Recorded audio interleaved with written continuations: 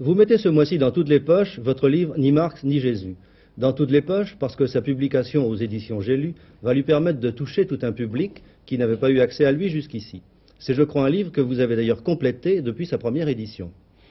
Oui, j'ai ajouté un certain nombre de renseignements à la fin de certains chapitres et d'autre part une sorte de postface que j'ai écrite au lendemain des élections du 7 novembre 1972, car à la suite de ces élections, un certain nombre de commentateurs ont ironisé sur le fait que je parlais d'une révolution aux États-Unis et que le président Nixon, qui n'est pas précisément révolutionnaire, avait été élu avec une très forte majorité. Comment expliquez-vous justement que votre démonstration, qu'on pourrait schématiser ainsi, la révolution à naître viendra des États-Unis et non pas de l'Église ou de Moscou, comment est-ce que vous pouvez nous dire que votre démonstration tient encore après justement ces résultats fracassants en faveur d'un président républicain? Eh bien, d'abord, mon livre est un constat, c'est-à-dire c'est une description de ce qui s'est passé aux États-Unis au cours de la décennie 1960-1970.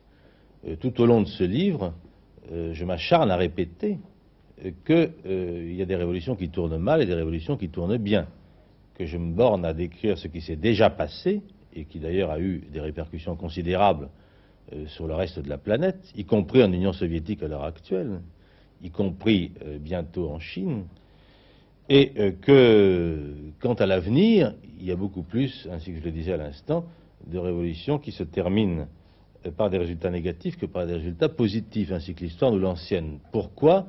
Parce que ce qu'on appelle une situation révolutionnaire est une situation de crise dans laquelle une civilisation se trouve prise entre la désintégration ou l'innovation. Et le plus souvent, c'est la désintégration qui gagne. Cela dit, je ne pense pas du tout que l'élection du 7 novembre change quoi que ce soit au rôle des États-Unis actuellement. Ce que j'ai voulu dire, c'est que l'Amérique actuelle est ce que j'appelle une société laboratoire, une société expérimentale, où tous les conflits qui caractérisent les sociétés industrielles avancées et leur rapport avec le tiers-monde se trouvent émergés en premier lieu.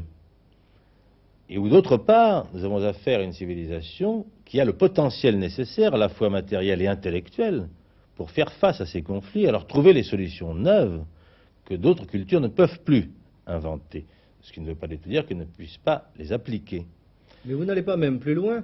N'allez-vous pas jusqu'à dire que les États-Unis sont la seule société à avoir aujourd'hui cette faculté d'invention? Oui, parce que je crois que c'est la seule société qui, et d'ailleurs nous l'avons vu au cours de la décennie 60, tous les problèmes dont nous parlons maintenant, les limites de la croissance, la pollution, les rapports interraciaux, le problème des relations d'autorité, l'égalité culturelle, tous ces problèmes ont surgi d'abord aux États-Unis. Il est même intéressant de voir que dans le programme de la gauche, dans le programme du Parti communiste, on voit surgir des notions comme la qualité de la vie, qui sont des notions qui viennent de cette révolution américaine, de cette révolution culturelle des années 60. Il a fallu 10 ans pour que l'Europe s'avise de cette nouvelle notion. Et M. Mansholt a eu l'audience que l'on sait, mais c'était nouveau pour l'Europe, ça n'était pas du tout pour les États-Unis. C'est ça une société révolutionnaire. C'est aussi une action extrêmement vigoureuse contre les grands pouvoirs économiques, mais une action d'un caractère tout à fait nouveau. C'est par exemple le consumérisme. Ce sont les exigences imposées aux grandes sociétés. Le consumérisme, c'est-à-dire? C'est-à-dire le fait de surveiller les grandes sociétés, les grands pouvoirs économiques, en ce qui concerne la qualité des produits qu'ils livrent, le prix des produits qu'ils livrent, et aussi, par exemple, leurs effets concernant la pollution. Il ne faut même pas oublier qu'aux États-Unis ont été votées des lois extrêmement sévères qui imposent aux constructeurs d'automobiles à partir de 1975, aux constructeurs d'avions à réaction à partir de la même date à peu près, des filtres antipolluants. Ça pose d'ailleurs des problèmes terribles de recherche fondamentale, de prix de revient, etc.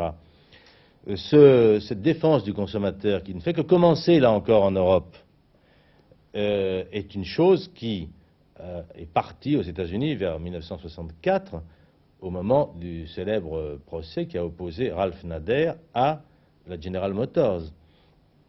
Et cela donne barre, ce sont de nouvelles lignes d'action. Et dans un certain sens, les grandes entreprises craignent beaucoup plus ce type d'action, disons qu'une grève, qui a un caractère classique pour elles. Par exemple, c'est à chaque instant aux États-Unis qu'on apprend que la firme Campbell, je vais vous donner un exemple, a été obligée de rechercher dans les magasins de détail plusieurs millions de boîtes de soupe au poulet, parce que les sociétés de défense des consommateurs s'étaient aperçues que ces boîtes de soupe au poulet étaient indigestes pour une raison ou pour une autre. Ça a été encore le cas tout à fait récemment pour un modèle de voiture, je ne sais pas si c'était Ford ou General Motors, où aux frais de l'entreprise sont publiés dans les journaux des annonces disant tous les gens qui ont acheté des voitures de tel modèle peuvent les ramener chez le dépositaire et on va leur donner une neuve. Enfin, il y a toute cette ligne qui se développe, c'est un des nombreux exemples, si vous voulez, de défense, en somme, d'attaque contre le pouvoir économique, qui est à bien des égards plus efficace que des luttes classiques de type politique ou revendicatif. Mais ce qui est surtout très important, c'est, parce que c'est ça la base, c'est la diffusion de l'enseignement, la diffusion de l'éducation. Vous avez actuellement aux États-Unis 9 millions d'étudiants dans les universités, pour une population en gros de 200 millions d'habitants.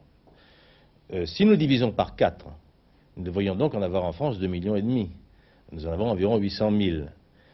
Ça va continuer à se développer aux États-Unis et nous allons aboutir en 1980, si vous voulez, à une société où presque tout le monde aura traversé l'enseignement supérieur.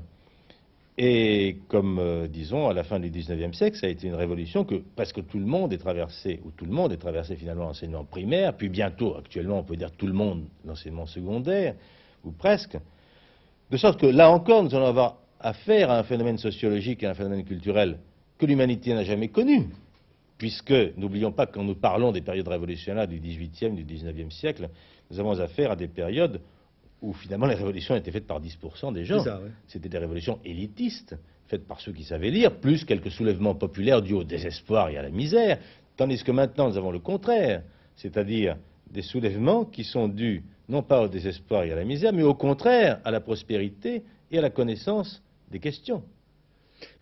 Mais est-ce que des marxistes ou des chrétiens, après avoir lu votre livre, sont convenus que vous aviez mis le doigt sur une évidence, ou est-ce qu'ils sont restés retranchés, non pas derrière leur mauvaise foi, mais dans leur conservatisme intellectuel? Je dirais les deux à la fois. C'est-à-dire, je dirais qu'il me semble, enfin d'après la quantité des commentaires qu'il a pu susciter, que mon livre a incontestablement posé des questions et soulevé des problèmes. Je dirais même que l'empressement avec lequel, au cours de la nuit des élections du 7 novembre, la plupart des commentateurs sur les postes périphériques se sont rués sur ni Marx ni Jésus pour dire « Ah ah, vous voyez, ça infirme les thèses de l'auteur », prouve qu'ils avaient donc eu un certain impact. Mais effectivement, la plus grande difficulté, et c'est un peu toujours la difficulté en France en tout cas, c'est de faire revenir les gens sur un mot. Le mot révolution, au fond, je n'aurais presque pas dû l'employer, j'aurais dû créer un néologisme.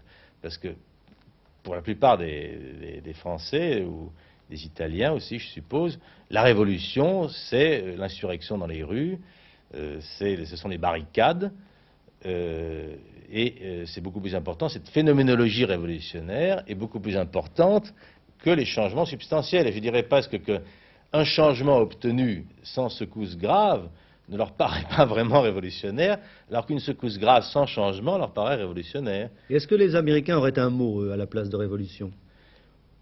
Eh bien, vous savez, on emploie toute une série de termes, mutation, changement, révolution ou évolution, réforme. Je dirais en gros que ce que j'appelle, n'est-ce pas, ces querelles me paraissent parfaitement scolastiques. Car vous avez des réformes qui sont d'origine révolutionnaire. Par exemple, disons, prenons 1936 en France, le Front populaire. En principe, ça a procédé par voie de réforme. De même que le New Deal de Roosevelt. Dans ce sens que c'est la direction politique constitutionnellement élue qui a pris l'initiative des nouvelles lois et des changements sociaux. Donc, qu'est-ce qui est révolutionnaire, qu'est-ce qui est réformiste dans ce cas-là? C'est très difficile à dire. À mon sens, l'accent doit être mis beaucoup moins sur le processus que sur le contenu. Il y a des coups d'État tous les jours dans le monde qui ne sont pas des révolutions. Je ne parle même pas des coups d'État de gauche ou de droite, n'est-ce pas? Mais je ne porte pas de jugement de valeur. Mais vous avez des changements de régime incessants qui ne s'accompagnent pas de transformations profondes dans le fonctionnement d'une société. Et donc qui ne sont pas des révolutions. On pourrait dire en somme que les États-Unis s'acheminent vers une révolution sans guerre civile. Oui, ou avec une guerre civile, si vous voulez, qui est extrêmement diffuse, qui parfois prend des allures violentes, comme on l'a vu pour les affrontements dans les ghettos, et comme on l'a vu pour certains soulèvements dans les universités, et plus violente qu'en Europe, car il y a plus facilement des morts aux États-Unis qu'il n'y en a en Europe. Mais que, si vous voulez, c'est un phénomène multiforme, qui emprunte de nombreux chemins simultanément, parce que c'est une révolution qui suit divers cours, qui pose divers problèmes, et qui est en train d'élaborer une société que j'appellerais multipolaire, avec plusieurs cultures, plusieurs morales, plusieurs esthétiques, plusieurs centres d'autorité politique, et en même temps des phénomènes culturels tout à fait nouveaux, qui sont une participation culturelle très grande, dans le sens qu'il y a de plus en plus de gens, disons, qui sont capables parfaitement de juger par eux-mêmes. C'est-à-dire que les élites disparaissent, n'est-ce pas? Et tout le monde devient l'élite.